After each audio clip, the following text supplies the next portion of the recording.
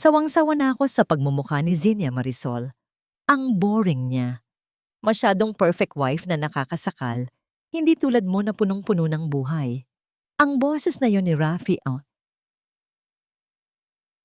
lalaking pinagkatiwalaan ni Zinia ng kanyang buhay at pangarap, ay parang isang matalim na balaraw na bumaon sa kanyang dibdib.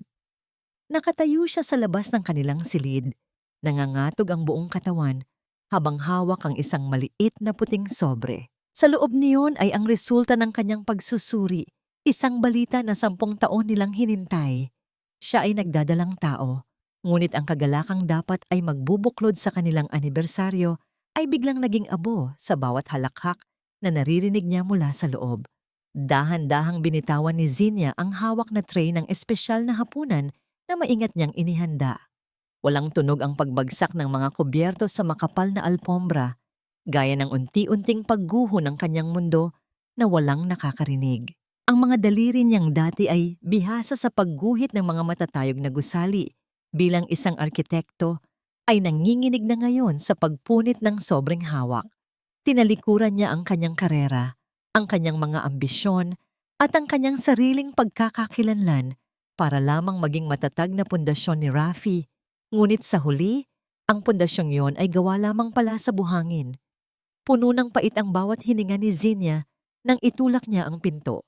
Ang eksenang tumambad sa kanya ay isang malupit na biro ng tadhana. Doon, sa kama na saksi sa kanyang mga panalangin, nakita niya ang kanyang asawa at ang matalik niyang kaibigan na si Marisol. Walang bakas ng pagsisisi sa mukha ni Rafi nang magtama ang kanilang mga paningin.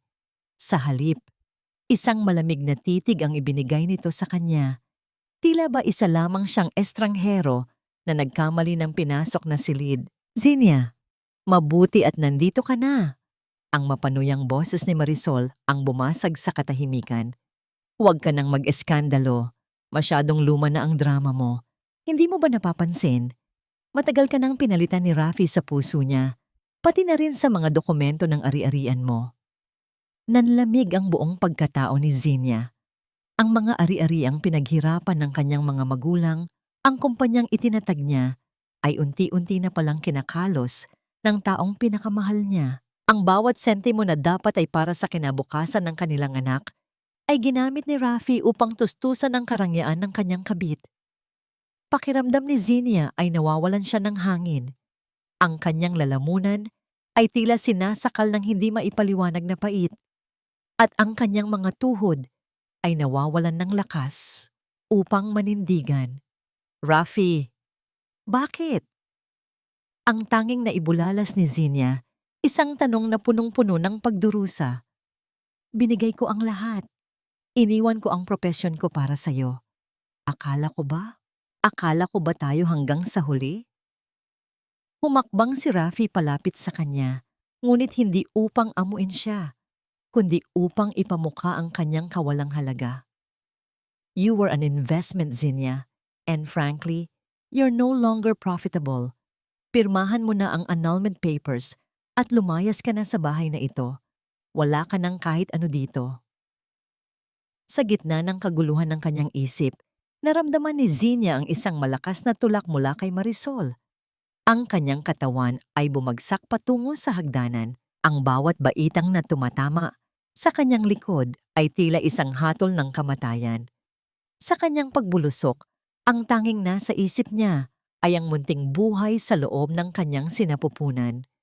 Isang matinding kirot ang gumuhit sa kanyang ibabang bahagi, isang hapdi na hindi kayang tapatan ng anumang pisikal na sugat. Habang nakahandusay siya sa ibaba ng hagdan, sa ilalim ng malamig na liwanag ng chandelier na siya rin ang pumili para sa bahay na yon, nakita niya ang pulang likidong dahan-dahang kumakalat sa sahig. Doon, sa gitna ng kanyang pagkawasak, narinig niya ang huling tawa ni Marisol mula sa itaas. Bago tuluyang lamunin ng dilim ang kanyang paningin, bakit ang pag-ibig na nagtayo ng mga pangarap ang siya ring kukuha sa kaisa-isang hininga ng pag-asa? Sa pagpikit ng kanyang mga mata, isang tanong ang naiwang umaalingaw-ngaw sa kanyang naghihingalong diwa. Saan magsisimulang muli ang isang arkitekto kung ang mismong lupa na kanyang tinatayuan ay tuluyan ng lumubog. Hindi na dito nakatira ang isang malas at baog na babaeng katulad mo, Zinnia. Kaya huwag mo nang subukang tapakan pa ang threshold ng pamamahay na ito. Ang boses ni Lola Belen ay kasing talas ng rason na muling humiwa sa sugatang puso ni Zinnia. Nakatayo siya sa harap ng malaking gate ng mansyon na siya mismo ang nagdisenyo ng bawat kurba at detalye. Kagagaling lang niya sa ospital, maputla, nanghihina, at may bit-bit na lumbay na tanging ang isang inang nawalan ng anak ang makakaunawa. Ngunit sa halip na kalinga, ang bumubulaga sa kanya ay ang mapanuring mga mata ng kanyang biyenan na tila ba nakakita ng isang dumi sa kanyang malinis na bakuran. Malamig ang hangin na nagdadala ng amoy ng paparating na ulan sa Batangas.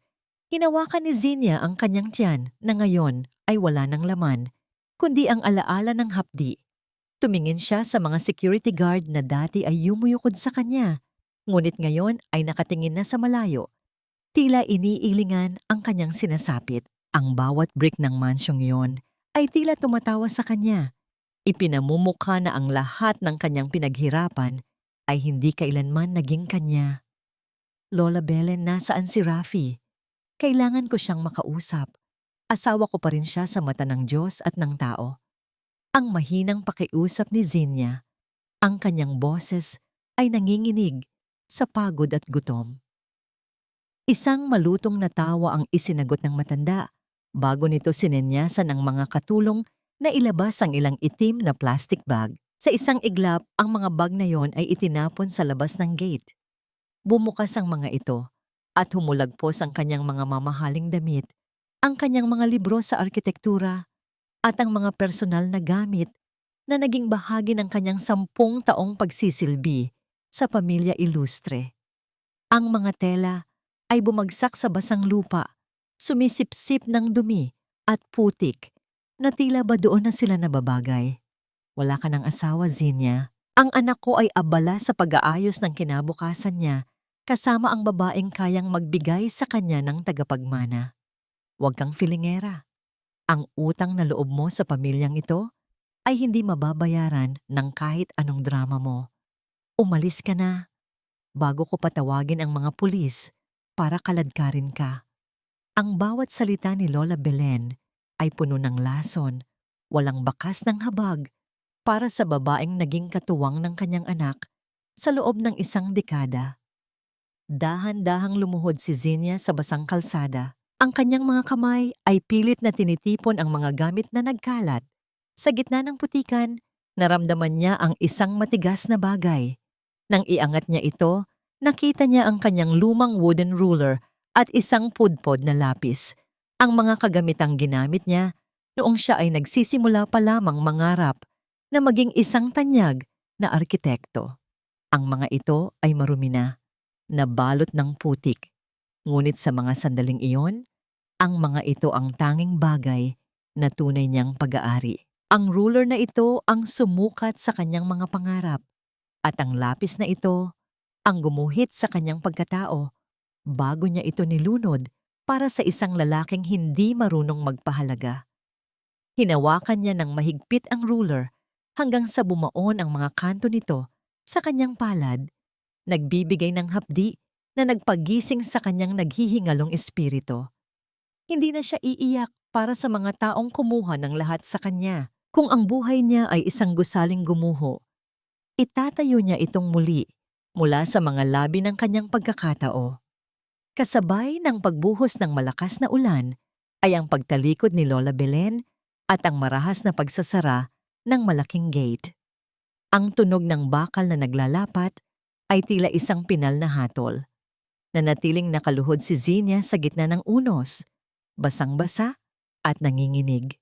Habang ang putik ay humahalo sa kanyang mga luha.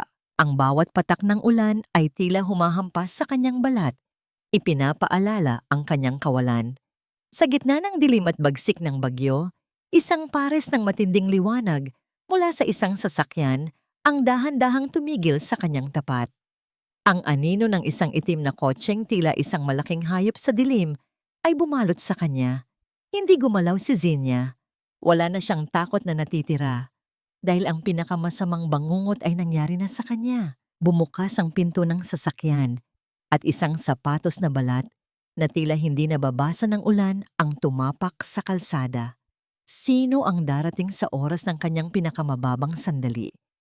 Ang katapusan ba ito ng kanyang paghihirap o ang simula ng isang panibagong hamon na hindi niya inaasahan? Huwag mong dungisan ang pangalan ng mga ilustre sa pamamagitan ng pagluhod sa putikan Zinya. Tumayo ka. Ang boses na yon, bagaman puno ng awtoridad at tila bakal sa katigasan, ay hindi nagtataglay ng laso na gaya ng kay Lola Belen. Nang iangat ni Zinya ang kanyang paningin, nakita niya ang mukha ni Don Teodoro, ang ama ni Rafi at ang pundasyon ng pamilya. Lustre, nakatayo ang matanda sa ilalim ng isang malaking itim na payong na hawak ng kanyang draper. Ang kanyang mga mata ay nakatuon sa manugang na basang-basa at tila isang ibon na nabaliwan ng pakpak. Hindi nakapagsalita si Zinya. Ang kanyang mga labi ay nanginginig sa ginaw at ang bawat bahagi ng kanyang katawan ay sumasamo ng pahinga. Inalalayan siya ng draper patungo sa loob ng sasakyan. Ang init sa loob ng kotse at ang amoy ng mamahaling katad ay tila isang banyagang mundo para sa kanya. Doon, sa gitna ng katahimikan, tanging ang tunog ng ulan na humahampas sa bubong ng sasakyan ang naririnig na tila libu-libong daliri na kumakatok sa kanyang konsensya. Hindi siya dinala ni Don Teodoro sa isang hotel o sa isang marangyang ospital. Sa halip, ang sasakyan ay dahan-dahang tumigil sa harap ng isang malawak at madilim na pier sa Batangas. Ang amoy ng kalawang alat ng dagat at ang nakakasulasok na amoy ng krudo ay bumati sa kanila nang bumukas ang pinto. "Bakit tayo nandito, Papa?" Mahinang tanong ni Zinya. Ang kanyang boses ay tila isang bulong na tinatangay ng hangin. Lumakad ang matanda patungo sa gilid ng isang abandonadong bodega na puno ng mga kalawanging container. "Nakita ko ang lahat, Zinya. Ang kataksilan ng anak ko, ang kalupitan ng asawa ko, at ang pagkawala ng apo ko. Ngunit hindi ko kailangan ng isang biktima sa pamilyang ito. Ang kailangan ko ay isang mandirigma." Kinuha ni Don Teodoro ang isang maliit na susi mula sa kanyang bulsa at inabot ito kay Zinya. "Hindi kita bibigyan ng pera upang magpakasasa sa lungkot. Hindi kita bibigyan ng panibagong bahay upang magtago. Ibibigay ko sa iyo ang pagkakataong bawiin ang dangal mo. Ang bodegang ito at ang operasyon ng pier na ito, ituring mong ito ang iyong bagong sinapupunan. Dito mo muling isisilang ang iyong sarili." Napatingin si Zinya sa susi na nasa kanyang palad. Malamig ito, kasing lamig ng kanyang puso. "Papa, isa akong arkitekto. Hindi ko alam kung paano magpatakbo ng isang pier. At bakit niyo ginagawa ito? Anak niyo si Rafi. Anak ko siya sa dugo. Ngunit ikaw ang may kaluluwa ng isang ilustre." Seryosong sagot ng matanda. "Ang kumpanyang ito ay itinatag ko sa pawis at katapatan. Mga bagay na tinapon ni Rafi para sa isang babaeng gaya ni Marisol. Kung hahayaan ko silang maghari, mamamatay ang lahat ng pinaghirapan ko. Ipakita mo sa akin na karapat-dapat kang maging tagapagmana ng korona ko. Zinya, simulan mo sa ibaba. Maging isa ka sa mga taong hindi napapansin sa pier na ito." Isang sandali ng matinding katahimikan ang namagitan sa kanila. Ang alon ng dagat na humahampas sa mga poste ng pier ay tila isang hamon na kailangang sagutin. Sa kabila ng panghihina, dahan-dahang itinaas ni Zinya ang kanyang kamay. Sa gitna ng dilim at hapdi ng kanyang mga sugat, kinuha niya ang kamay ni Don Teodoro at isinagawa ang isang marahang pagmamano, isang huling pagkilala sa tradisyon, ngunit isang panata ng kanyang bagong simula. "Tatanggapin ko ang hamon niyo, Papa." Ang boses ni Zinya ay unti-unting nagkakabuhay, kasing tibay ng mga container na nakapaligid sa kanila. "Ngunit wag niyo akong tatawaging ilustre. Mula ngayon, ako si Zinya. Isang babaeng wala nang mawawala, kaya wala na ring dapat ikatakot." Tumango ang matanda at tinalikuran siya. Iniwan siyang mag-isa sa harap ng dambuhalang bodega. Habang dahan-dahang umaalis ang sasakyan, ang pulang ilaw nito ay tila isang naglalahong alaala ng kanyang dating buhay. Nang buksan ni Zinya ang pinto ng bodega, ang tunog ng kalawang na nagkikiskisan ay tila isang sigaw ng paglaya. Sa loob, tanging isang maliit na lampara at isang mesa na puno ng alikabok ang naghihintay sa kanya. Isinantabi niya ang kanyang maruming sapatos at naupo sa sahig. Nilabas niya ang kanyang maputik na ruler at lapis, at sa gitna ng kadiliman, gumuhit siya ng isang tuwid na linya sa isang piraso ng lumang papel. Hindi na ito plano para sa isang bahay. Ito ang plano para sa kanyang pagbangon. Ngunit paano sisimulan ng isang babaeng sanay sa karangyaan ang mabuhay sa gitna ng mga taong ang tanging puhunan ay ang kanilang mga bisig at galit sa mundo? Hoy, Miss Architect! Hindi pagrampa sa mall ang pinunta mo rito. Kung hindi mo kayang humawak ng maruming listahan at lumubog sa putik, bumalik ka na lang sa aircon mong kwarto at magpakasasa sa yak. Ang boses ni Mang Berto, ang kapatas sa pier na tila may lalamunang puno ng graba, ay pumutol sa katahimikan ng madaling araw. Nakatayo si Zinya sa gitna ng dambuhalang bodega, suot ang isang kupas na t-shirt at maong nahiram lamang sa isang trabahador. Ang hangin ay malapot sa amoy ng krudo at alat ng dagat.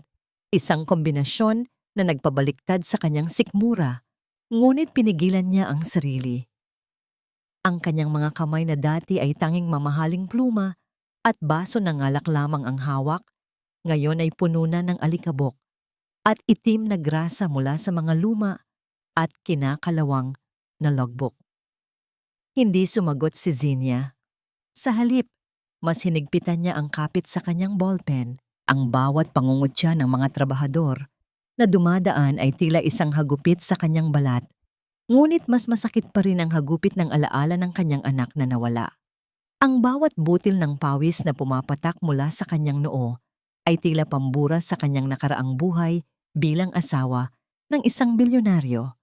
Sa bawat pag-akyat niya sa mga matatayog na container upang mag-imbentaryo, nararamdaman niya ang pangangatog ng kanyang mga tuhod. Ngunit ang kanyang puso ay nananatiling matigas. Masyado kang seryoso, miss. Baka maputulan ka ng ugat sa leeg niyan. Isang baritono at malamig na boses ang naririnig niya mula sa likuran. Nang lumingon si Zinya, nakikita niya ang isang lalaking may taas na tila poste ng kuryente, nakasuot ng maduming overall at may mga bahid ng langis sa kanyang panga. Siya si Mateo, ang punong inhinyero ng pier na balita, ay isang byudo na mas piniling makasama ang mga makina kaysa sa mga tao. Ang kanyang mga mata ay mapanuri, tila binabasa ang bawat kahinaan sa mukha ni Zinya. Bakit ka nandito? You don't belong here, Zinya. Diretsong sabi ni Mateo habang tinitingnan ang mga paltos sa kamay ng babae. This place is for those who have nothing left but their muscles. Ang mga katulad mo, madaling sumusuko kapag uminit na ang araw. Wala kang alam sa kung ano ang naiwan sa akin, Mateo. Sagot ni Zinya, ang kanyang mga mata ay nag-aapoy sa determinasyon. Huwag mo akong husgahan sa kung paano ako manamit o sa lambot ng balat ko. Nandito ako para magtrabaho, hindi para humingi ng simpatiya mo. Nagpatuloy ang maghapon sa ilalim ng nakakapasong sikat ng araw sa Batangas. Ang bawat galaw ni Zinya ay puno ng hirap. Ang kanyang likod ay tila mababali na sa pag-aayos ng mga mabibigat na dokumento. Nang sumapit ang tanghalian, naupo siya sa isang tabi, malayo sa mga trabahador.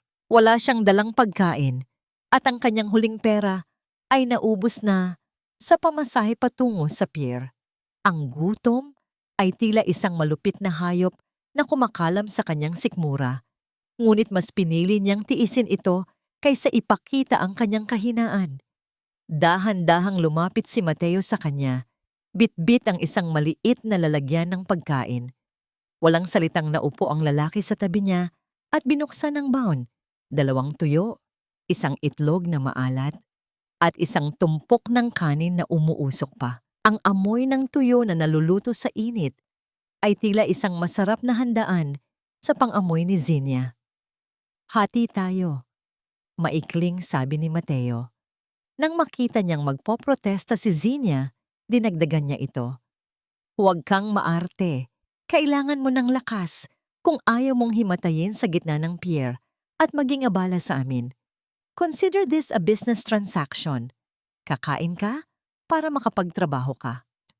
Sa simpleng paraan na yon, kumuha si Mateo ng isang maliit na bahagi ng tuyo at inilagay sa ibabaw ng kanin bago ito iniabot kay Zinia. Ang unang subo ni Zinia sa tuyo at kanin ay tila nagdala sa kanya sa isang katotohanang noon ay hindi niya pinapansin. Ang ligaya ng pagkakaroon ng sapat na pagkain pagkatapos ng isang matinding pagpapakapagod. Ang alat ng tuyo ay humalo sa tamis ng kanin. At sa sandaling iyon, nakita ni Mateo ang isang maliit na ngiti na sumilay sa labi ng bapa. Isang nangiting hindi pilit, kundi isang nangiti na sumilay sa kanyang labi. Isang nangiting hindi pilit, kundi isang pagtanggap sa kanyang bagong katotohanan. Salamat, Mateo. Bulong ni Zinia habang maingat na inuubos ang bawat butil ng kanin. Ngayon ko lang naramdaman na ang ganito kasimpleng pagkain ay mas masarap pa sa pinakamahal na hapunan sa Makati. Siguro dahil dito, walang lasa ng kasinungalingan. Tumingin si Mateo sa malayo, sa mga alon na humahampas sa pampang. Ang dagat, Zinia, hindi yan marunong magsinungaling. Kung malakas ang loob mo, dadalhin ka nito sa pangarap mo. Pero kung mahina ka, lalamunin ka nito ng buo. Dito sa pier, kailangan mong matutunang lumangoy sa hirap. Sa mga sumunod na oras, naging mas masidhi ang pagtatrabaho ni Zinia. Sa kabila ng hapdi ng kanyang mga paltos, ginamit niya ang kanyang talino bilang arkitekto upang simulan ang pag-aayos sa mga nagkakagulong dokumento ng kargamento. Napansin niya ang mga maling sistema sa pagpila ng mga truck at ang hindi maayos na pagkakasalansan ng mga container na nagdudulot ng bagal sa operasyon. Habang ang iba ay gumagamit lamang ng lakas ng bisig, sinimulan ni Zinia na gamitin ang kanyang lapis upang gumuhit ng isang mas maayos na daloy ng trabaho sa likod ng mga lumang papel. Ang bawat linya na kanyang iginuguhit ay tila muling pagbubuo sa kanyang sariling pagkatao. Hindi na lang siya basta naglilista. Nagdidisenyo na siya ng isang sistema na magpapabago sa mukha ng pier na yon. Ngunit sa gitna ng kanyang pagsisikap, isang itim na sasakyan na may pamilyar na plaka ang dahan-dahang pumasok sa main gate ng pier. Huminto ang pintig ng puso ni Zinia nang bumukas ang pinto ng sasakyan. Inaasahan niyang si Don Teodoro ang darating upang kumustahin siya. Ngunit ang bumaba ay ang huling taong gusto niyang makita sa mga sandaling iyon. Suot ang isang mamahaling puting dress na tila nanunuya sa dumi ng paligid. Bumaba si Marisol. May hawak itong payong at may takip na panyo sa ilong. Tila nandidiri sa hanging nilalanghap ni Zinia. Oh my God! Zinia, is that you? Ang maarte at mapanirang boses ni Marisol ay umalingaw-ngaw sa katahimikan ng bodega. I couldn't believe it when Rafi told me you were here. Akala ko nagbibiro lang siya, pero totoo pala. Mula sa pagiging Mrs. Illustre, ngayon ay mukha ka ng basura sa pier. Lahat ng mga trabahador, kabilang na si Mateo, ay napatingin sa direksyon nila. Ang kahihiyan ay tila isang malakas na sampal na dumapo sa mukha ni Zinia. Ngunit sa halip na yumuko, mas lalong dinita ni Zinia ang pagtayo. Hawak niya ang kanyang maruming logbook na tila ito ang kanyang kalasag. Ano ang ginagawa mo rito, Marisol? Ang boses ni Zinia ay malamig at matatag. Bagaman ang kanyang mga kamay ay lihim na nanginginig sa loob ng kanyang bulsa. Nandito lang naman ako para iabot ang invitation para sa victory party ni Rafi sa susunod na linggo, sabi ni Marisol habang dahan-dahang inilalapag ang isang gintong sobre sa ibabaw ng maruming lamesa ni Zinia. And of course, to see for myself if you've finally realized your place. You see, Zinia, Ang mga katulad mo ay pang-display lang. Pero ang mga katulad ko, kami ang marunong humawak ng totoong kapangyarihan. Lumapit si Marisol at bumulong sa tenga ni Zinia. Sapat na para sila lang ang makarinig. Huwag mo nang pangaraping makabalik, Zinia. Dahil bago matapos ang buwan na ito, sisiguraduhin kong pati ang pier na ito ay mawawala kay Don Teodoro. At ikaw, magiging pulubi ka na habang buhay.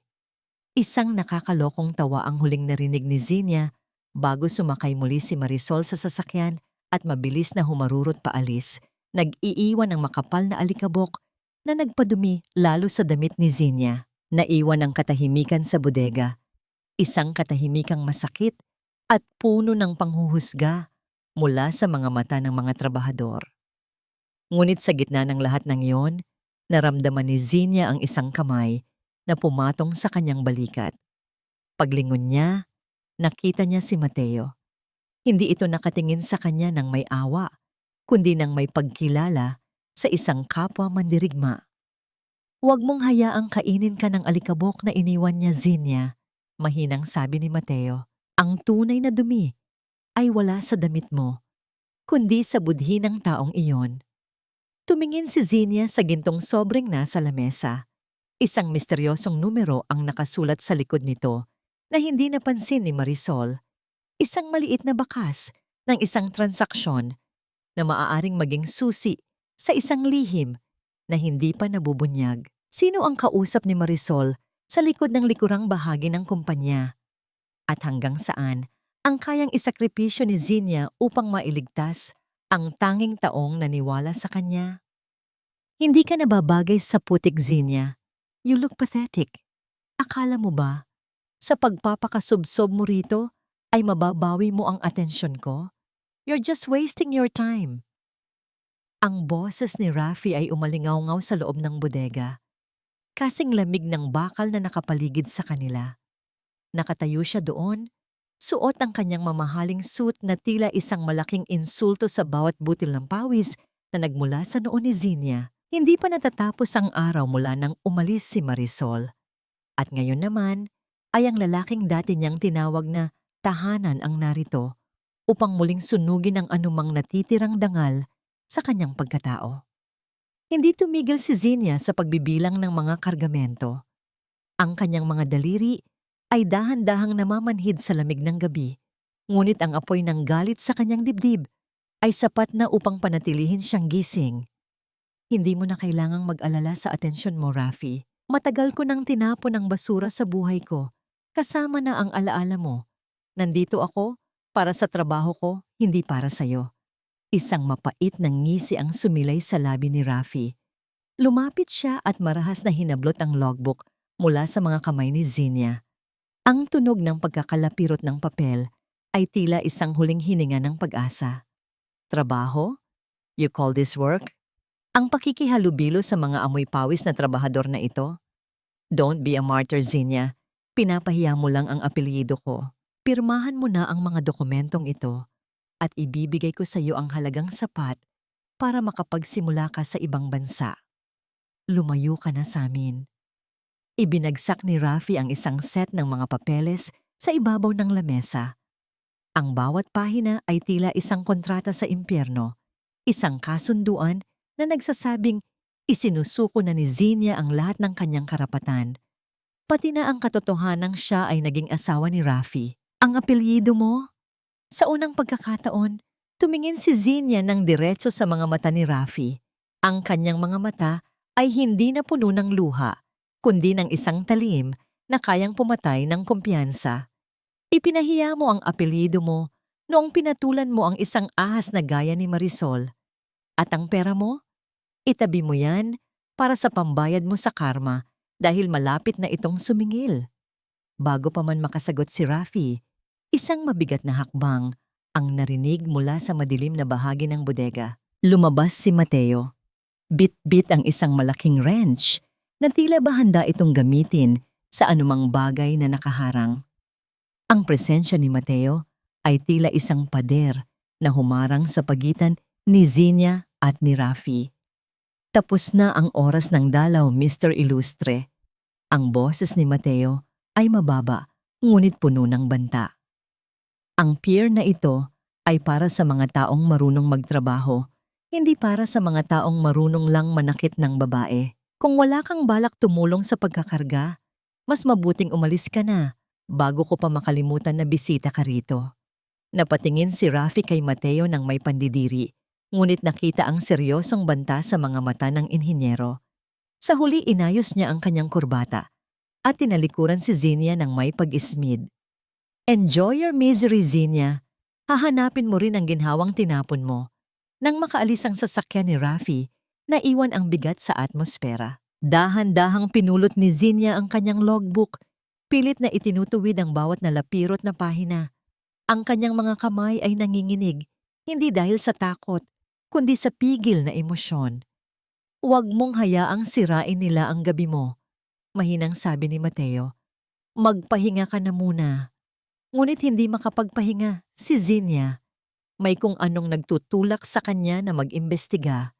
Nang malalim na ang gabi at tila tulog na ang buong pier, lumabas si Zinia mula sa bodega. Ang tanging liwanag ay ang mula sa malalayong poste at ang sinag ng buwan na sumasalamin sa tubig. Sa isang liblib na bahagi ng port, malapit sa mga lumang container na hindi na ginagamit, nakakita siya ng isang anino. Dahan-dahan siyang lumapit, sinisiguradong walang tunog ang kanyang bawat hakbang sa ibabaw ng semento. Nakita niya si Marisol. Hindi ito ang maarte at laging nakangiting babae na nakita niya kanina.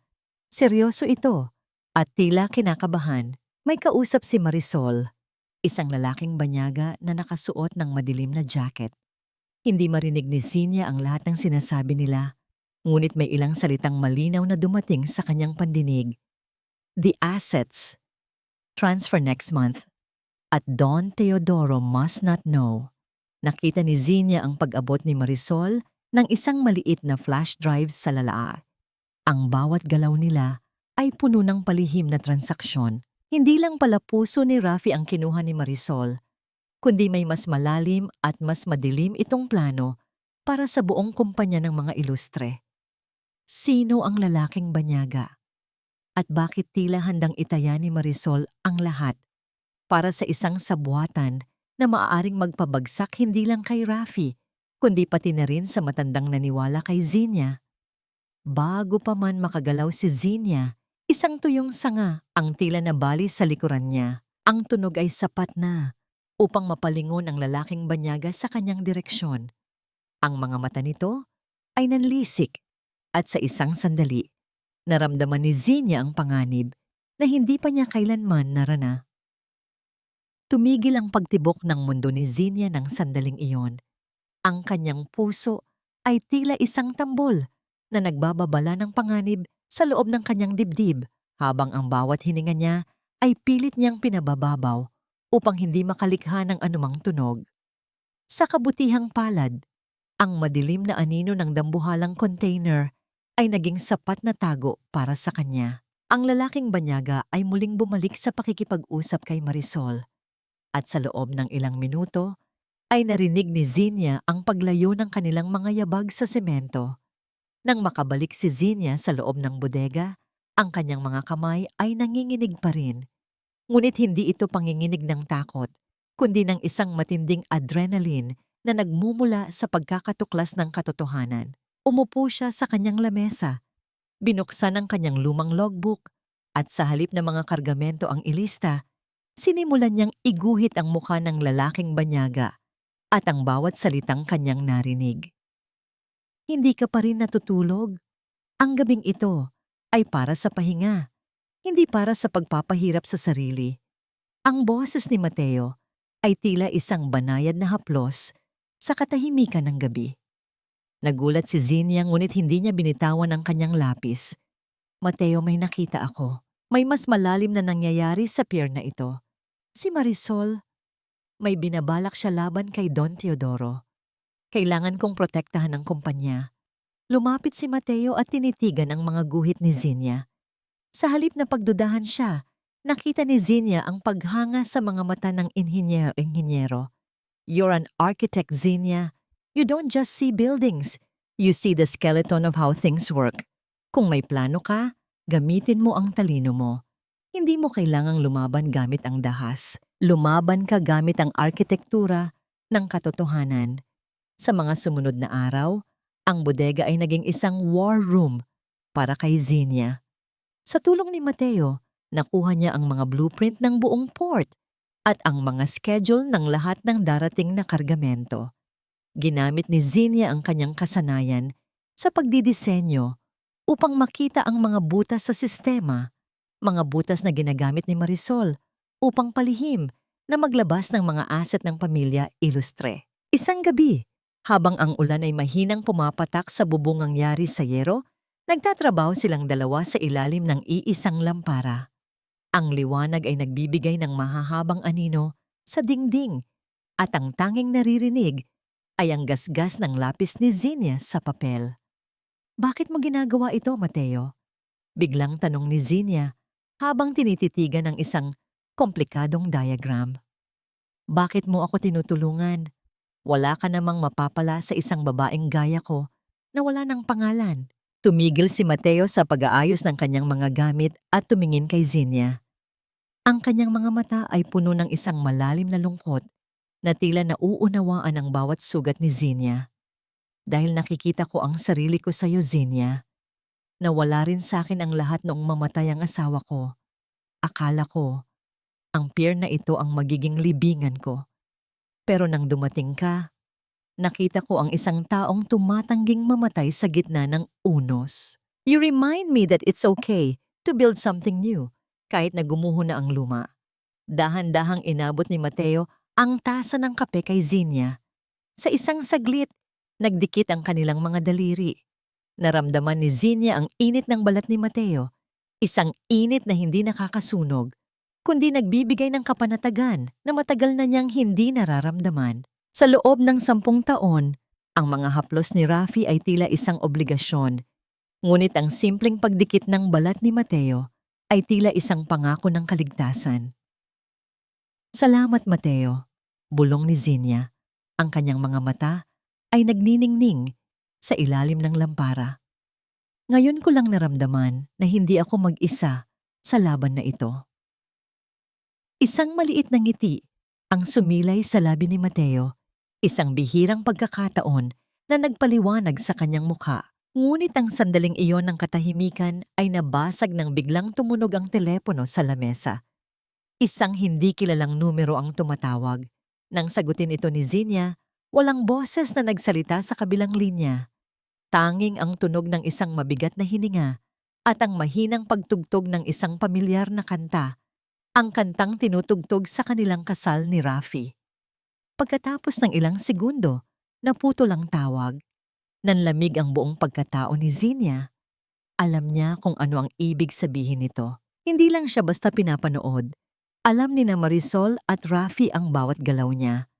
Ang arkitektura ng paghihiganti na kanyang ginagawa ay hindi na lamang isang plano sa papel. Ito ay naging isang laro ng buhay at kamatayan. Hanggang saan ang kayang gawin ni Rafi upang pigilan ang kanyang pagbangon? At handa ba si Xenia na itaya ang namumuong ugnayan nila ni Mateo upang mailantad ang katotohanan? Ang katahimikan sa loob ng bodega matapos ang mahiwagang tawag na yon ay tila isang mabigat na kumot na sumasakal sa hininga ni Xenia. Ang bawat tibok ng kanyang puso ay naramdaman niya hanggang sa kanyang mga daliri. Isang paalala na ang kanyang kinalalagyan ay hindi naligtas. Ngunit sa halip na madaig ng takot, ang bawat nota ng kantang iyon, ang kantang dapat, ay simbolo ng pag-ibig ngunit naging martsa ng pagkakanulo, ay nagsilbing gasolina sa nagliliyab niyang determinasyon. Xenia, kailangan nating kumilos ng mabilis. Ang seryosong boses ni Mateo ang humila sa kanya pabalik sa realidad. Kung alam nila ang bawat galaw mo, ibig sabihin ay may nakatanim na mata sa loob mismo ng pier na ito at hindi tayo pwedeng manatili lang dito at maghintay na malunod. Sa gabing iyon, sa ilalim ng pagbabantay ni Mateo, nagpasya si Xenia na gawin ang pinakamalaking panganib sa kanyang buhay. Gamit ang susi na ibinigay ni Don Teodoro, bumalik siya sa pangunahing opisina ng Ilustre Shipping sa gitna ng syudad. Ang gusaling siya mismo ang nagdisenyo, ngunit ngayon ay tila kuta na ng kanyang mga kaaway. Ang bawat hakbang ni Zinnia sa madilim na pasilyo ay tila isang paglalakbay sa nakaraan. Ang amoy ng mamahaling pabango ni Marisol ay tila nakakapit pa rin sa hangin, isang paalala ng babaeng kumuha ng kanyang lahat. Nang marating niya ang opisina ni Rafi, mabilis niyang binuksan ang computer at hinalughog ang mga lihim na folder na tanging ang isang taong pamilyar sa sistema ang makakaalam. Doon niya natagpuan ang hinahanap niya. Hindi lang simpleng pagnanakaw ang ginagawa ni Marisol. Ang Psy Group, ang pinakamahigpit na karibal ni Don Teodoro, ay ang nasa likod ng lahat. Si Marisol ay hindi lang basta kabit. Isa siyang Tidor na ipinasok sa buhay ni Rafi upang ubusin ang yaman ng mga ilustre mula sa loob. At si Rafi, ang lalaking akala niya ay makapangyarihan, ay isa lamang palang tsotishi na ginagamit ni Marisol dahil sa laki ng utang nito sa sugal. Diyos ko, Rafi, ganoon ka ba nabulag? Bulong ni Zinnia habang binabasa ang mga dokumentong nagpapakita ng paglilipat ng mga barko sa ilalim ng pangalan ni Marisol. Sa gitna ng kanyang paghahalongkat, nakita ni Zinnia ang isang maliit na frame sa gilid ng basurahan. Ito ang litrato nilang dalawa ni Rafi noong kanilang ika-5 anibersaryo. Nakataob ito at may bakas ng sapatos, tila ba tinapakan ng paulit-ulit. Noong una, marahil ay iiyak siya. Ngunit ngayon, wala na siyang naramdaman kundi isang malamig na kapayapaan. Ang Zinnia na nasa litratong yon ay patay na. At ang babaeng nakatayo ngayon sa dilim ay handa nang sumingil. Biglang narinig ni Zinnia ang marahang pagpihit ng doorknob sa labas. Ang tunog ng mga sapatos na balat na tumatama sa sahig ay mabilis na papalapit. Walang oras upang lumabas sa pinto. Mabilis siyang nagtago sa ilalim ng malaking lamesang yari sa nara. Pinipigilan ang kanyang paghinga habang nararamdaman ang lamig ng semento sa kanyang mga palad. Bumukas ang pinto at bumukas ang ilaw. Ang boses ni Marisol ang unang narinig. Kasing talas ng rason na muling humiwa sa katahimikan. Nagawa mo na ba ang sinabi ko, Rafi? Kailangan nating matapos ang paglipat bago magising ang matandang Teodoro sa ospital. Kapag wala na ang mga barko, wala na silang magagawa. Ang boses ni Marisol ay puno ng awtoridad. Malayo sa pasweet na boses na ginagamit nito dati. Ginagawa ko na, Marisol. Pero paano si Zinnia? May balita ako na may nakakita sa kanya sa pier na kasama ang isang lalaki. Baka kung ano ang gawin niya. Sagot ni Rafi. Ang boses nito ay puno ng pangamba at kahinaan. Huwag mong intindihin ang basurang yon. Isang pitik ko lang sa kanya. Lulubog na siya sa dagat ng tuluyan. Bukas, sa board meeting, ang Illustra Shipping ay magiging kasaysayan na lang. At tayo? Tayo na ang bagong hari at reyna. Humalakhak si Marisol, isang tunog na nagpataas ng balahibo ni Zinnia. Mula sa kanyang pinagtataguan, nakita ni Zinnia ang mga paa ni Marisol na lumalakad palapit sa lamesa. Isang pulgada na lang ang layo ng mga ito sa kanyang mukha. Naramdaman ni Zinnia ang pagpatak ng isang butil ng pawis mula sa kanyang noo patungo sa sahig. Kung titingin lang sa ibaba si Marisol, tapos na ang lahat. Biglang tumunog ang cellphone ni Rafi. Hello? Ano? May sunog sa Pier 4? Dahil sa pagkagulat, mabilis na lumabas ang dalawa sa opisina. Nakalimutang patayin ang ilaw sa pagmamadali.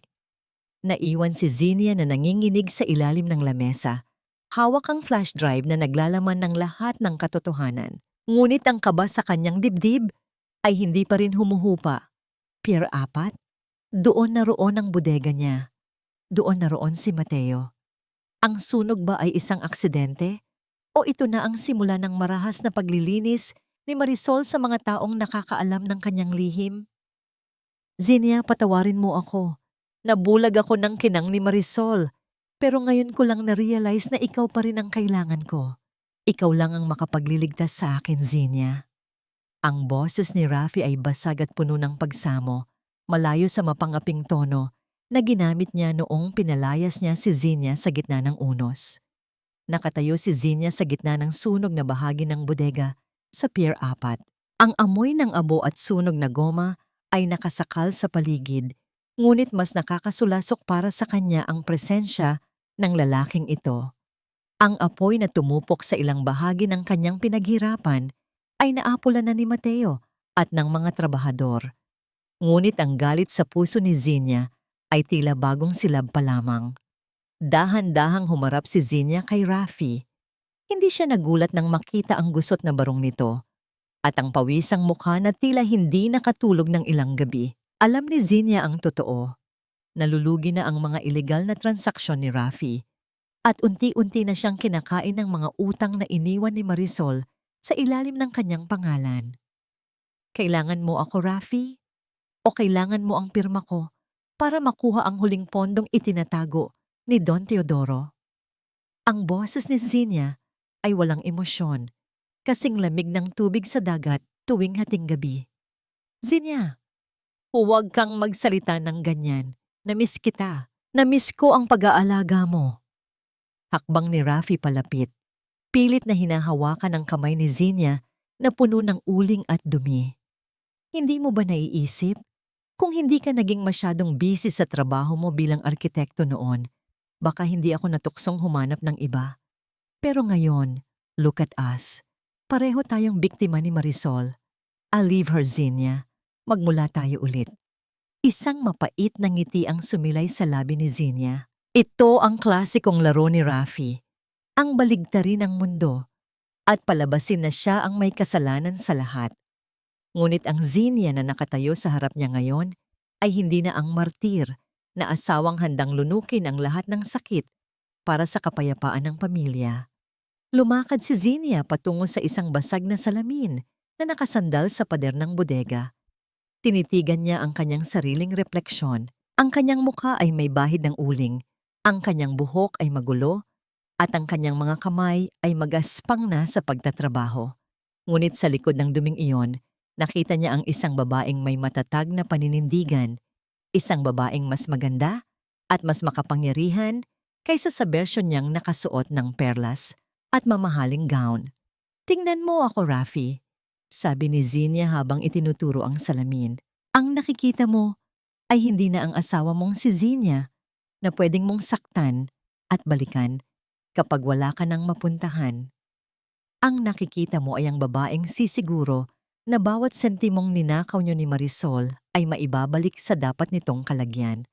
Ang pag-ibig na sinasabi mo, patay na yon kasama ng anak na pinatay niyo. Nanlaki ang mga mata ni Rafi.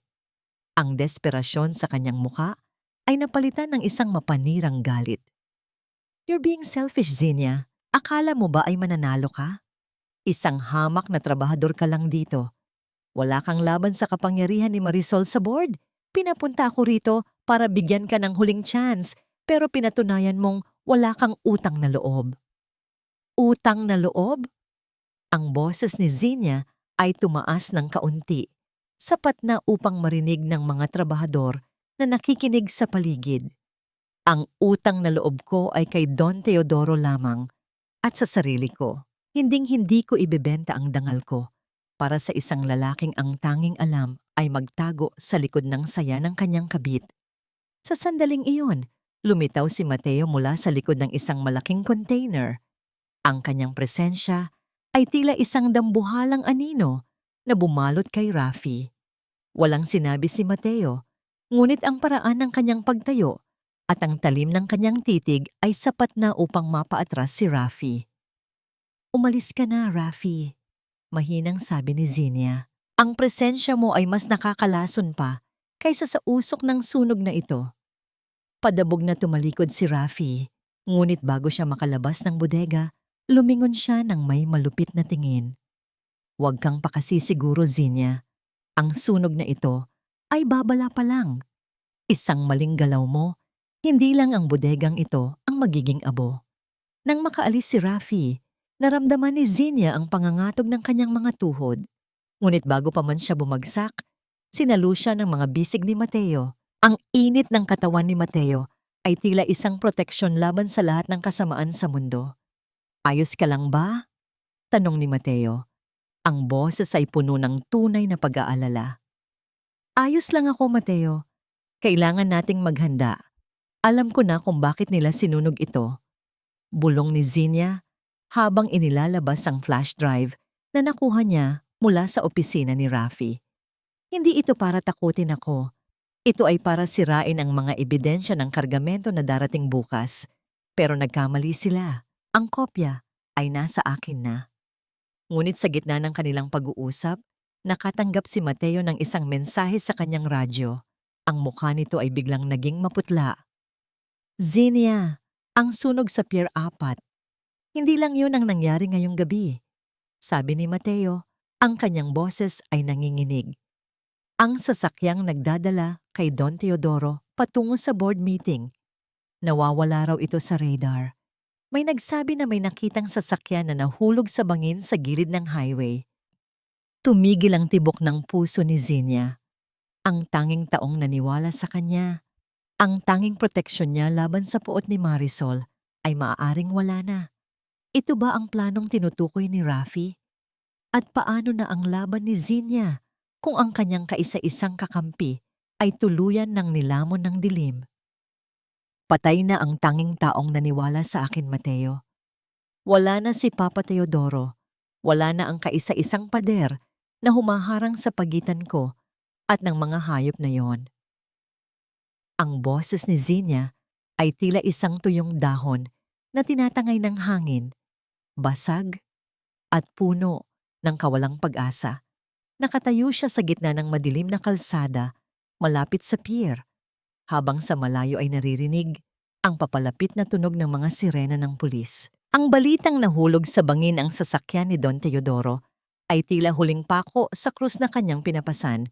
Pakiramdam ni Zinia, ang bawat bituin sa langit ay unti-unting namamatay. Iniiwan siyang mag-isa sa gitna ng isang dambuhalang kadiliman. Ngunit bago pa man siya tuluyang lamunin ng pait, naramdaman niya ang mahigpit na hawak ni Mateo sa kanyang mga balikat. Ang init ng mga palad nito ay tila isang angkla na pumipigil sa kanya na tuluyang malunod.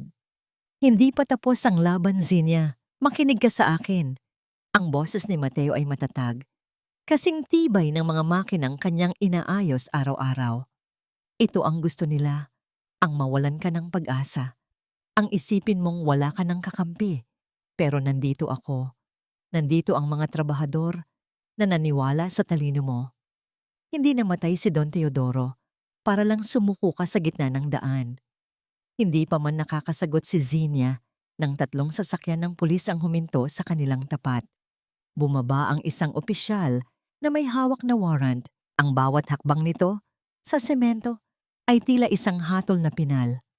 Zinia Ilustre, ikaw ay inaaresto sa kasong arson o sadyang pagsunog sa Pier 4 at sa hinalang sabuatan sa aksidente ni Don Teodoro Ilustre. Ang malamig na pahayag ng pulis, nanlamig ang buong pagkatao ni Zinia. Alam niya ang laro ni Marisol. Hindi lang siya gustong saktan nito. Gusto siyang mabulok sa kulungan upang walang makapigil sa board meeting bukas ng umaga. Ang bawat sakripisyo niya, ang bawat butil ng pawis na ibinuhos niya sa pier, ay binaliktad laban sa kanya sa isang iglap. Wala siyang kasalanan. Isang setup lang ang lahat ng ito. Sigaw ni Mateo, pilit na humaharang sa mga pulis. Ngunit bago pa man magkaroon ng gulo, isang matandang trabahador, si Mang Berto, na dati ay laging nanunuya kay Zinia, ay lumapit at dahan-dahang hinubad ang kanyang maduming jacket. Ibinigay niya ito kay Zinia upang itago ang suot nitong uniforme. Miss Zinia, tumakas na kayo. Kami na ang bahala rito sa mga pulis. Alam namin kayo ang pag-asa ng pier na ito. Huwag ninyong hayaang manalo ang mga demonyong yon. Bulong ni Mang Berto, ang kanyang mga mata ay puno ng tunay na respeto. Sa isang iglap, nagkagulo sa paligid. Ang mga trabahador ng pier ay bumuo ng isang human wall, humaharang sa mga pulis upang bigyan ng pagkakataon si Zinia na makatakas. Ang ingay ng pagtatalo At ang kalansing ng mga poses na inihahanda ay tila isang masakit na musika sa pandinig ni Zinia. Sa gitna ng kaguluhan, hinila siya ni Mateo patungo sa isang maliit na bangka sa gilid ng dagat. Pumunta ka sa kabilang pampang, Zinia. May naghihintay na sasakyan doon na magdadala sa iyo sa board meeting. Gamitin mo ang flash drive. Ito na ang huling bala mo. Mabilis na bilin ni Mateo habang tinutulungan siyang sumakay sa bangka. Paano ka, Mateo? Huhulihin ka nila. Iyak ni Zinia, ang kanyang mga luha ay humahalo sa alat ng tubig dagat. Huwag mo akong alalahanin. Mas mahalaga ang katarungan para kay Don Teodoro. At sa anak mo, isang mabilis at madamdaming halik sa noo ang ibinigay ni Mateo bago itulak ang bangka patungo sa gitna ng madilim na dagat. Habang dahan-dahang lumalayo ang bangka, nakita ni Zinia ang anino ni Mateo na pinalilibutan ng mga pulis. Ang bawat sagwan niya sa tubig ay tila isang mabigat na pasanin, ngunit ang kanyang puso ay puno na ng isang bagong uri ng apoy. Ang unos na ito ay hindi na para pumatay sa kanya. Ito ay para linisin ang kanyang landas patungo sa huling pagtutuos. Nang makarating siya sa kabilang pampang basa at nanginginig, tiningnan ni Zinia ang orasan. 3 oras na lang bago ang board meeting na magdedetermina sa kapalaran ng Illustre Shipping. Ang bawat segundo ay tila isang patalim na nagpapaalala sa kanya ng mga nawala. Ngunit nang buksan niya ang pintuan ng sasakyang naghihintay, isang pamilyar na boses ang narinig niya mula sa loob. Isang boses na akala niya ay hindi na niya maririnig kailanman. Akala mo ba ay ganoon kadaling patayin ng isang Illustre, Zinia? Ang boses na yon. Ito ay mahina, puno ng sakit, ngunit buhay na buhay. Sino ang nakaupo sa loob ng madilim na sasakyan? At anong pasabog ang dala nito na maaaring bumago sa lahat ng plano ni Marisol sa loob ng boardroom? Ang upuang ito ay hindi para sa isang talunang tulad ni Zinia, kundi para sa isang reynang marunong humawak ng kapalaran. Ngayon, tapusin na natin ang paglipat ng mga asset upang tuluyan ng mabura ang pangalang Illustre sa mapa ng industriyang ito. Ang boses ni Marisol ay umaling-awngaw sa loob ng marangyang boardroom, puno ng kapalaluan at tagumpay habang nakaupo siya sa gitnang upuan. Ang upuang dati ay pag-aari ni Don Teodoro. Nakasuot siya ng pulang-pulang gown na tila sumisimbolo sa dugong kanyang pinadanak upang marating ang kinalalagyan niya. Sa kanyang tabi, si Rafi ay nakayuko, pilit na iniiwasan ng mga mata ng mga board member na tila nagdududa sa bilis ng mga pangyayari. Isang pirma na lamang at ang lahat ng pinaghirapan ng pamilya, Illustre, ay mapupunta na sa mga kamay ng Psy Group. Ngunit bago pa man madampi ng panulat ni Marisol ang papel, ang dambuhalang pinto ng boardroom ay bumukas ng marahan. Walang anumang ingay ng pagsigaw, tanging ang tunog ng mabibigat na yabag ng sapatos na tumatama sa makintab na sahig ang bumasag sa katahimikan. Pumasok si Zinia, hindi siya nakasuot ng mamahaling alahas. Suot niya ang isang simpleng puting barong na hiniram niya. Ngunit ang kanyang tindig ay mas matayog pa sa anumang skyscraper na kanyang dinisenyo. Ang kanyang mga kuko ay may bakas pa rin ng dumi mula sa pier at ang kanyang mukha ay may maliit na sugat mula sa kaguluhan kagabi. Ngunit ang kanyang mga mata ay nagniningning sa isang uri ng awtoridad na nagpatahimik sa buong silid. Ang pagpupulong na ito ay walang bisa dahil ang tunay na may-ari ng korporasyong ito ay hindi pa nagbibigay ng pahintulot. Ang boses ni Zinia ay kalmado, ngunit bawat salita ay tila isang hatol na nagpabagsak sa kumpiyansa ni Marisol. Zinia, paanong nakalabas ka sa kulungan? Guard, paalisin ang babaeng ito. Sigaw ni Marisol. Ang kanyang mukha ay biglang naging maputla sa ilalim ng makapal na makeup. Huwag kang mag-alala, Marisol. Ang mga pulis na tinawag mo ay abala sa pag-aresto sa mga tauhan mong nagsunog sa Pier 4. Sagot ni Zinia habang dahan-dahang inilalapag ang flash drive sa gitna ng lamesa. At tungkol naman sa Psy Group, na kapartner mo.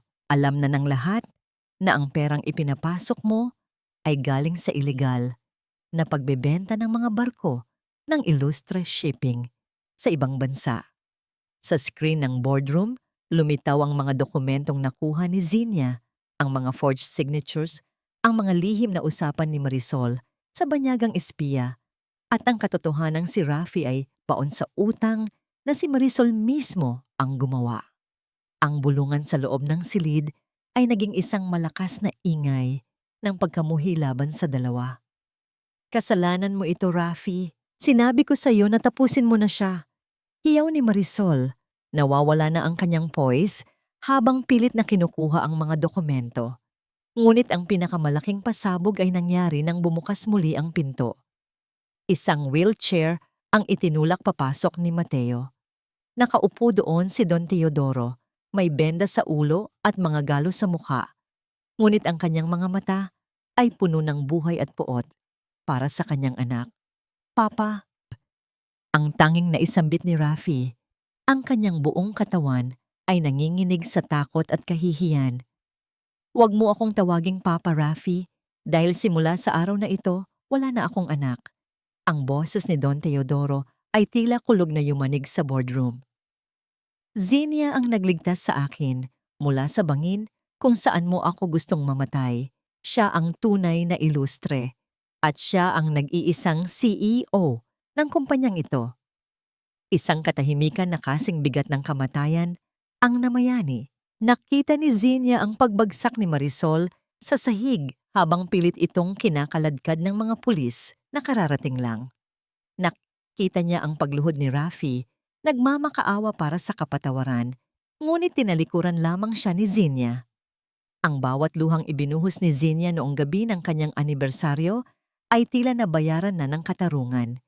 Dahan-dahang lumapit si Mateo kay Zinia at hinawakan ang kanyang kamay sa harap ng lahat. Ang init ng kamay ni Mateo ay tila isang selyo ng kanyang bagong simula. Tapos na ang paghihirap, Zinia, bulong ni Mateo. Tumingin si Zinia sa malaking bintana ng boardroom na nakaharap sa dagat. Ang araw ay dahan-dahang sumisikat, nagbibigay ng ginintuang liwanag sa pier na naging saksi sa kanyang pagbangon. Hindi na siya ang arkitektong bumubuo ng bahay para sa iba. Siya na ang arkitektong bumuo ng sarili niyang katarungan. Ngunit sa gitna ng kanyang tagumpay, isang tanong ang naiwan sa kanyang isipan habang tinititigan ang papalayong sasakyan ng pulis na kinalululanan ni Marisol. Ang katarungan ba ay sapat na upang punan ang puwang sa kanyang puso para sa anak na hindi na niya mahahawakan? O mayroon pa bang huling bahagi ang kwentong ito na magtuturo sa kanya ng tunay na kahulugan ng kapatawaran? Ang bawat luhang pumatak sa aking mga mata noong gabing iyon ay naging mga kristal na ngayon ay humihiwa sa inyong mga budhi. Hindi ako ang sumira sa inyo, Rafi. Kayo ang sumira sa sarili ninyo. Nakatayo si Zinia sa likod ng makapal na salamin ng silid-dalaw sa loob ng kulungan. Sa kabilang panig, nakaupo si Marisol. Ang babaeng dati ay punong-puno ng ganda at kislap, ngunit ngayon ay tila isang tuyong dahon na nilayasan na ng kulay. Ang kanyang suot na kulay kahel na uniforme ay tila isang malaking insulto sa kanyang balat na dati ay pinaliliguan ng mamahaling sabon. Ang kanyang mga mata ay nanlilisik pa rin sa galit. Ngunit sa likod niyon ay ang takot na habambuhay na siyang mabubulok sa likod ng mga rehas dahil sa kasong qualified theft, estafa, at arson. Akala mo ba ay nanalo ka na, Zinia? Ang boses ni Marisol ay paos, tila boses ng isang taong matagal nang hindi nakakatulog. Magiging masaya ka ba habang alam mong ang asawa mo ay pakalat-kalat sa kalsada na parang asong ulol, habang ang biyenan mo ay namamalimos ng atensyon sa mga kamag-anak nyo? Isang banayad na buntong hininga ang pinakawala ni Zinia. Hindi na siya nasasaktan sa mga salita ni Marisol. Hindi ko hangad ang inyong paghihirap, Marisol. Ang hangad ko ay ang katarungan na matagal ninyong ipinagkait sa akin. Ang bawat gabi na umiiyak ako Dahil sa pagkawala ng anak ko, iyon ang tunay na kulungan. Ngayon, malaya na ako. Ikaw naman ang kailangang matutong mamuhay sa dilim. Tumayo si Zinia at tinalikuran si Marisol nang hindi man lang lumingon sa huling pagkakataon.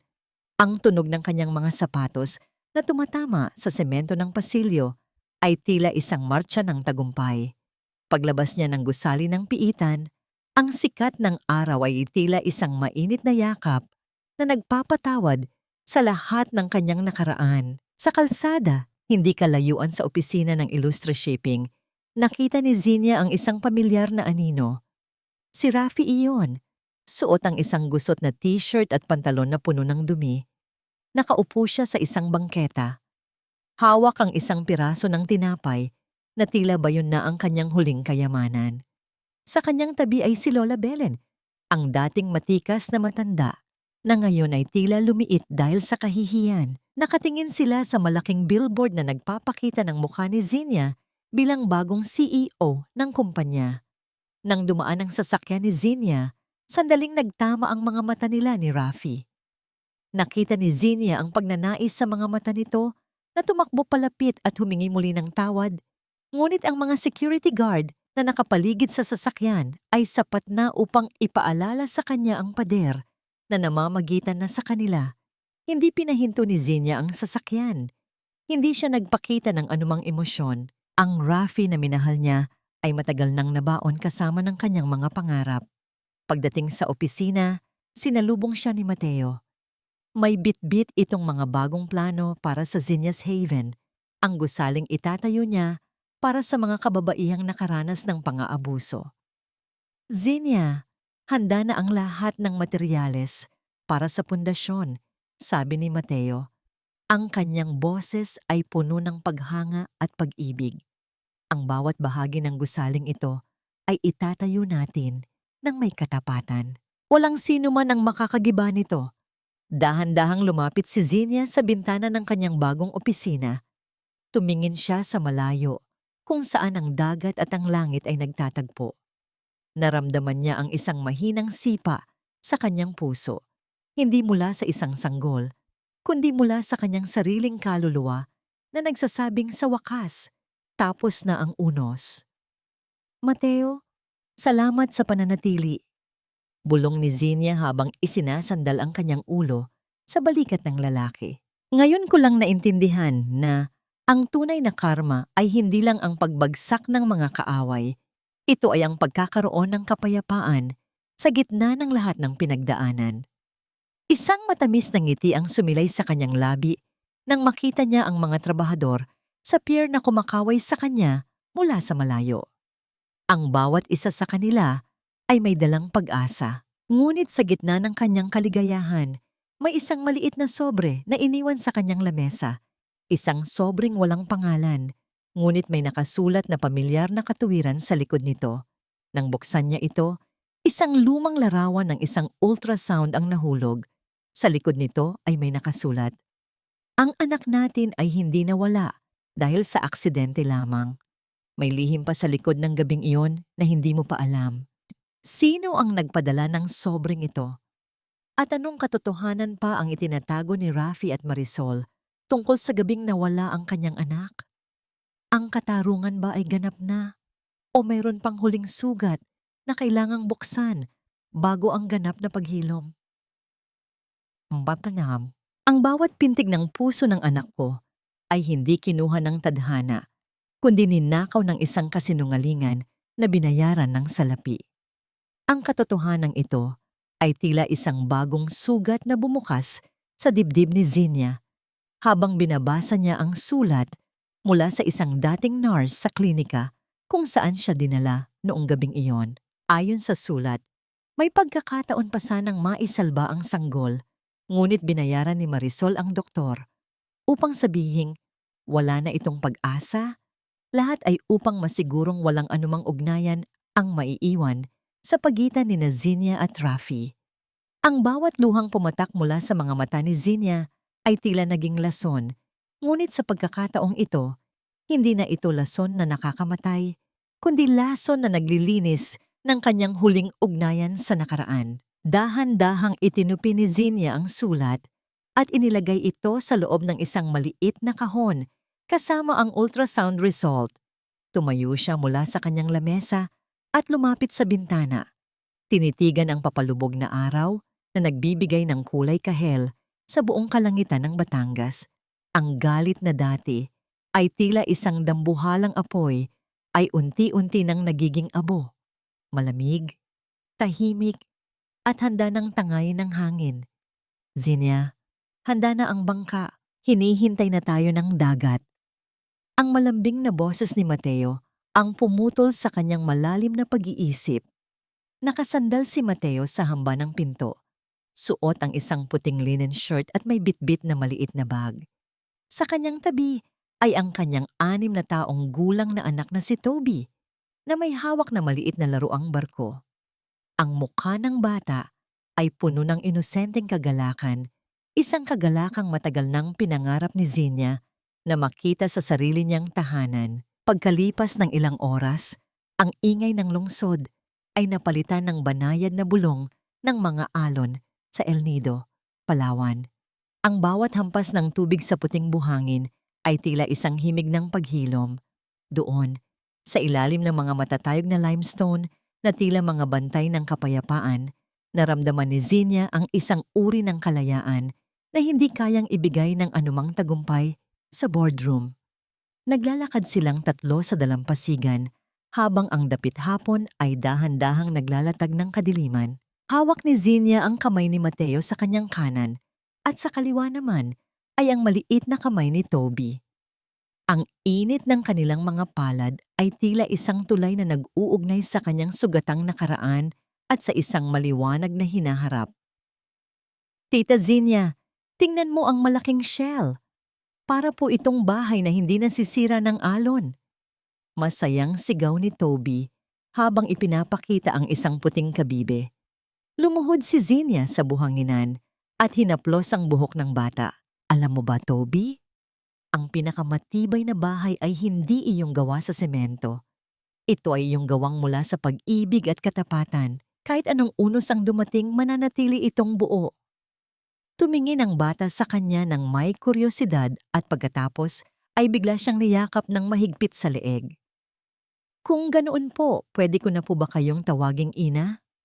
Sabi po ni Papa, kayo na ang magiging arkitekto ng ating bagong tahanan. Tumigil ang mundo ni Zinnia sa sandaling iyon. Ang salitang ina, ang salitang akala niya ay habang buhay ng ipinagkait sa kanya, ay umalingaw-ngaw sa kanyang pandinig nang may dalisay na katotohanan. Naramdaman niya ang pag-init ng kanyang mga mata. Ngunit sa pagkakataong ito, ang mga luha ay hindi na bunga ng pait, kundi ng isang ligayang nag-uumapaw. Niyakap niya ng mahigpit ang bata.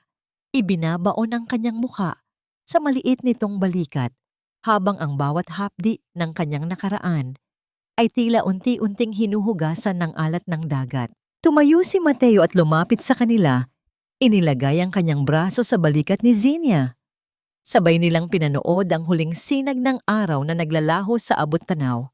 Walang ingay, walang galit, tanging ang malalim na hininga ng kalikasan at ang tibok ng kanilang mga puso na nagkakasundo sa iisang ritmo. Ang bawat sugat ay may kaukulang paghilom. Ang bawat pagtataksil ay may katumbas na katapatan.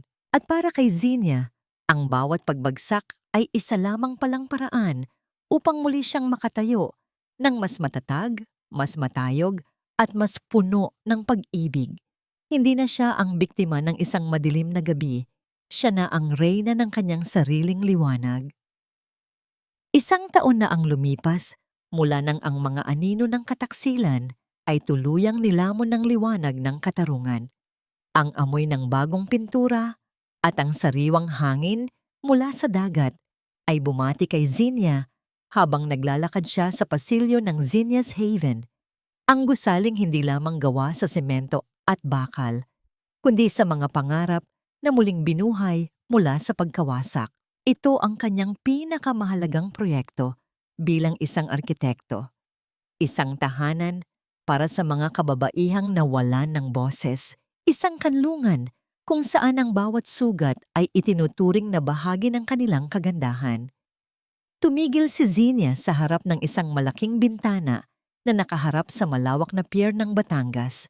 Mula rito, nakikita niya ang mga dambuhalang barko ng Illustre Shipping na maayos na pumapasok at lumalabas sa port. Ang kumpanya ay mas malakas at mas matatag na ngayon sa ilalim ng kanyang pamumuno.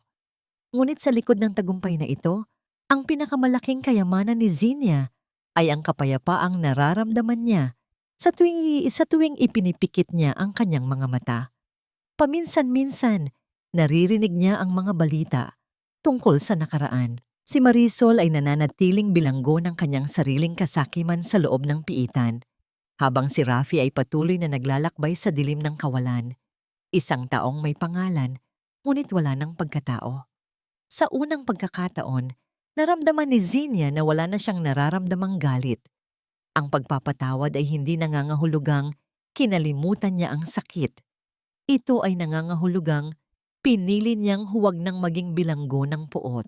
Ang pagpapatawad ay ang susi na nagpalaya sa kanya upang muling magmahal ng walang takot.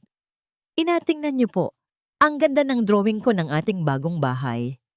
Ang masayang boses ni Toby ang pumutol sa katahimikan ng kanyang pagmumuni-muni.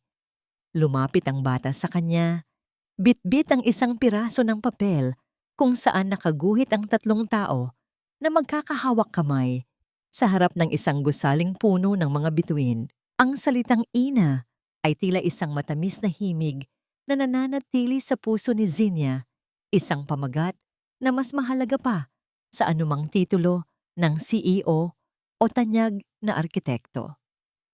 Sumunod si Mateo, bitbit ang 2 tasa ng kape. Ang kanyang mga mata ay nananatiling puno ng pasasalamat at paghanga habang tinititigan ang babaeng naging katuwang niya sa bawat unos. Laging puno ng bituin ang mga bahay na iginuguhit ni Toby para sa'yo, Zinia. Sabi niya, ikaw daw ang nagdadala ng liwanag sa aming dalawa. Tayo ang nagdadala ng liwanag sa isa't isa, Mateo, sagot ni Zinia habang isinasandal ang kanyang ulo sa balikat ng lalaki. Dati, akala ko ang halaga ng isang babae ay nakadepende sa kung gaano siya katapat sa kanyang asawa. Pero natutunan ko na ang tunay na halaga ay matatagpuan sa kung paano mo itatayo ang sarili mo kapag ang lahat ay gumuho na. Dahan-dahang hinawakan ni Mateo ang kamay ni Zinia. Ang kanilang mga daliri ay naglapat ng may perpektong pagkakasundo. Sa labas, ang dagat ay nananatiling kalmado, sumasalamin sa langit na unti-unting nagiging kulay ube at ginto. Ang bawat alon na humahampas sa pampang ay tila isang bulong ng pasasalamat para sa lahat ng pagsubok na nagpatatag sa kanila. Ang katarungan ay nakamit na, ang mga sugat ay naghilom na, at ang bawat luha ay napalitan na ng mga ngiti. Si Zinia ay hindi na lamang ang arkitekto ng mga gusali. Siya na ang arkitekto ng sarili niyang kaligayahan. Isang tahanan na hindi kailanman magigiba ng anumang bagyo. Dahil ito ay itinayo sa matibay na pundasyon ng katotohanan, pag-asa, at isang pag-ibig na marunong magpatawad. Sa dapit hapong yon, habang pinapanood nila ang paglubog ng araw, alam ni Zinia na sa wakas, siya ay ganap na ng malaya. Ang kanyang kwento ay hindi natapos sa isang biyak na puso, kundi sa isang pusong mas malaki, mas matibay, at handa nang harapin ang bukas ng may ngiti sa mga labi. Sa bawat paglubog ng araw sa dalampasigan ng ating buhay, laging may pangako ng isang bagong umaga na punong-puno ng pag-asa at wagas na pag-ibig. Mga minamahal kong tagapakinig, nais ko pong magpasalamat mula sa kaibuturan ng aking puso sa inyong paglalakbay, kasama ko hanggang sa huling pahina ng ating kwento. Habang isinusulat ko ang mga kabanata ng buhay ni Zinia, lalo na ang mga sandali ng kanyang matinding pagdurusa at ang hapdi ng pagkawala ng kanyang pangarap, tila ba kasama ko siyang lumuluha at nananalangin sa gitna ng dilim. Ang bawat salitang inyong napakinggan ay hindi lamang bunga ng imahinasyon, kundi inspirasyon mula sa mga totoong kwento ng katatagan at tapang ng mga kababaihang aking nakasalamuha sa aking buhay. Ang kwentong ito ay isang paalala na ang kapatawaran ay parang isang maliit na liwanag ng kandila sa gitna ng nagngangalit na unos. Maaring maliit ito, ngunit sapat na upang itaboy ang pinakamadilim na gabi at bigyang daan ang ating muling pagsilang. Ang pag-ibig, sa kanyang pinakamataas na anyo, ay hindi lamang ang paghahanap ng tamang tao, kundi ang pagbuo sa sarili nating pagkatao mula sa mga labi ng ating nakaraan. Bago tayo tuluyang magpaalam, nais kong iwanan sa inyo ang isang katanungang naglaro sa aking isipan habang binubuo ang huling bahagi ng ating nobela. Ikaw ba? Kung ikaw ang nasa kalagayan ni Zinia, kaya mo rin bang magpatawad sa taong nagnakaw ng iyong pangarap para lamang makamit ang sarili mong kapayapaan? O sapat na bang makitang nagdurusa ang mga nagkasala sa iyo? Sana ay nag-iwan ang kwentong ito ng isang munting binhi ng pag-asa sa inyong mga puso, tulad ng isang butil na dahan-dahang tutubo at magiging isang matatag na puno. Huwag niyo pong kalimutang i-like ang ating video at ibahagi ang inyong mga saloobin sa comment section. Bawat komento ninyo ay nagsisilbing lakas para sa akin upang magpatuloy sa pagkukwento. I-share nyo rin po ito sa inyong mga kaibigan at mahal sa buhay na nangangailangan ng kaunting liwanag sa kanilang buhay. Hanggang sa muli nating pagkikita sa susunod na paglalakbay ng damdamin. Maraming salamat at pagpalain po kayong lahat.